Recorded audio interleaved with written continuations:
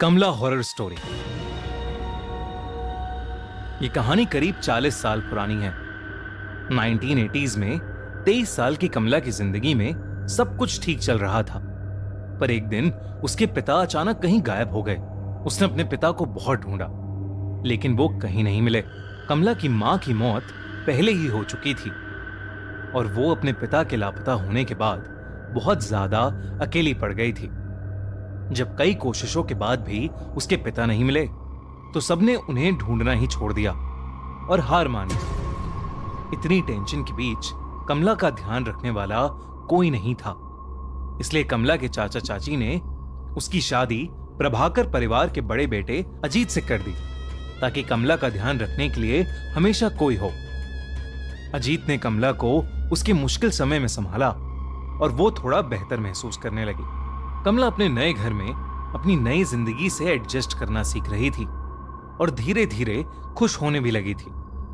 सारा परिवार उसे बहुत प्यार देता था और उसका ख्याल भी रखता था, खासकर उसका देवर राजेश।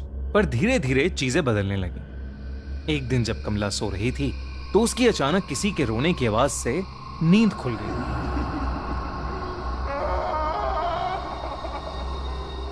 उसने अपने बगल में देखा तो अजीत अभी भी सो रहा था और कमरे में उन दोनों के अलावा और कोई नहीं था। उसे वो आवाज फिर से आई, लेकिन अभी भी उसे कोई नहीं दिख रहा था। उसने इसे अपना वहम समझा और चुपचाप वापस सो गई। लेकिन उस दिन के बाद से उसे लगभग हर वक्त वो रोने की आवाजें सुनाई देने लगी थीं। उसे ऐसा लगने लगा था कि ये आवाजें शायद उसके पिता की हैं, जो दर्द में चीख रहे हैं और उससे मदद मांग रहे हैं। कमला अब घबरा चुकी थी और उसने ये बात अजीत और रजनीश को बताई। दोनों ने ये उसका वहम समझा और उसे कहा कि शायद ये इसलिए हो रहा है क्योंकि वो अपने पिता को बहुत मिस कर रही है। धीरे धीरे कमला की तबीयत भी खराब रहने लगी। उसे हर वक्त गुस्सा आने लगा था। वो छोटी छोटी बातों पर चिढ़ जाती थी और अगर उसे कोई किसी भी चीज के लिए मना करता, तो वो उसको जान से मारकर खाने की धमकी देने लगी थी। सबको लगा कि अपने पिता के खोने का दुख उसके दिमाग पर हावी हो रहा था, लेकिन इस सब के बीच कमला को वो आवाजें अभी भी आ रही थीं। एक दिन वो आवाज कमला को हवेली के एक पुराने कमरे से आ रही थी। वो जब उस कमरे में गई तो उसे वहां एक काली मूर्ति मिली।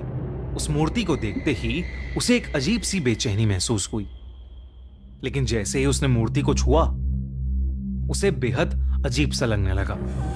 उसे घुटन महसूस होने लगी और उसे सांस लेने में अचानक बहुत ज्यादा तकलीफ होने लगी। कमला ने घबराकर उस मूर्ति को वापस नीचे रख दिया। कमला को डर लग रहा था और वो कमरे से बाहर ही जा रही थी कि उसके पैर में कुछ भारी सी चीज आकर लगी। जब कमला ने ध्यान से देखा तो वहां एक इंसानी खोपड़ी, एक स्कल उसके पैरों में पड़ा था। तब कमला को देखा कि उस कमरे में कुछ और भी चीजें पड़ी हैं। उस कमरे में ढेर सारी इंसानी हड्डियां इधर उधर पड़ी थीं और हर जगह खून ही खून था। वो जब उस कमरे को और ध्यान से देखने लगी तो वहां उसे एक खत मिला। उसने खत उठाया और उसे पढ़ने लगी। खत में लिखा था कि वो मूर्ति श्रापित है और इसने उनके पुरखों को भी परेशान किया है। ये सब पढ़ते ही कमला को अपने पिता की चीख सुनाई दी और वो मूर्ति अपने आप जोरों से हिलने लगी। कमला को एक अजीब सा भारीपन महसूस होने लगा, जिसके बाद वो एकदम से बेहोश हो गई। कमला ने जब अपनी आंखें खोली तो वो अपने कमरे में ही थी और सब परिवार वालों ने उसे घेर रखा था। कमला उन्हें सब कुछ बताने लगी, लेकिन सबने उसको बताया कि उन्हें वो घर के ड्राइंग रूम में बेहोश पड़ी मिली थी और शायद ये उसका कोई बुरा सपना था। उन्होंने कमला को दवाई दी और उसे सुला दिया, पर उस रात कमला हमेशा हमेशा के लिए बदल गई। अजीत बाकी रातों की तरह डिनर के बाद वॉक करके कमरे में आया तो उसने देखा कि कमला बिस्तर पर नहीं, बल्कि कमरे के एक अंधेरे कोने में दीवार की तरफ मुंह करके जोर जोर से हंस रही है। उसने कमला का नाम चिल्लाया। कमला उसकी तरफ मुड़कर रोते हुए, मदद मांगते हुए उससे कहने लगी, मैं निर्दोष हूं, मुझे बचा लो। कमला को इस हालत में देखकर अजीत टूट गया और वो उसे गले लगाकर शांत करने लगा। किसी तरह उसने कमला को शांत करके बिस्तर पर लेटा दिया और वो रात जैसे तैसे बीत गई। पर अगले दिन कमला की तबीयत और ज्यादा बिगड़ने लगी। अगर कोई भी उसका नाम लेता तो वो उसकी तरफ मुड़कर उसे जान से मारने की धमकी देती।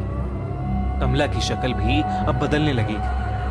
धीरे धीरे उसका चेहरा सफेद पड़ने लगा था। आंखों के नीचे काले गड्ढे हो गए थे और वो पागलों की तरह बिहेव करने लगी थी। सारा प्रभाकर परिवार कमला को इस हालत में देखकर बहुत परेशान था, क्योंकि कमला ने रात को पागलों की तरह हंसना शुरू कर दिया था। कमला पूरा दिन बस रोती और हंसती रहती। प्रभाकर परिवार को लगा कि कमला पागल हो चुकी है, लेकिन उससे पहले वो कुछ कर पाते, उनके साथ एक बहुत बड़ा हादसा हुआ। एक दिन शाम को कमला के ससुर अपने रूम में बैठकर चाय पी रहे थे, जब उन्हें एकदम से अपनी पीठ पर ऐसा महसूस हुआ कि जैसे उनकी पीठ में कोई नुकीली चीज घुसा दी। उन्होंने दर्द में जब मुड़कर देखा तो कमला वहां खड़ी पागलों की तरह हंस रही है। कमला के हाथों के नाखून कमला के ससुर की पीठ के अंदर थे। कमला के ससुर ने जोर से चिल्लाया और सब कमला को कंट्रोल करके अंदर ले गए और उसे उसके कमरे में ले जाकर उसे बेड से बांध दिया। लेकिन देर रात अजीत ने देखा कि कमला बिस्तर में थी ही नहीं। उसने बाहर जाकर देखा तो कमला भागती हुई उसके ससुर के कमरे में घुस गई। अजीत कमला को पुकारता हुआ उनके कमरे में घुसा, पर इससे पहले वो कुछ कर पाता, कमला ने अपने ससुर को पकड़ लिया और बिना कुछ सोचे समझे उन्हें जानवरों की तरह मारकर उनके शरीर का मांस नोचने लगी और फिर उसे खाने लगी। पूरा घर चीखों और डर से गूंज उठा, लेकिन कोई भी कमला को रोक नहीं पा रहा था। अजीत और उसकी मां ने कमला को उनके पिता की लाश के साथ लॉक कर दिया।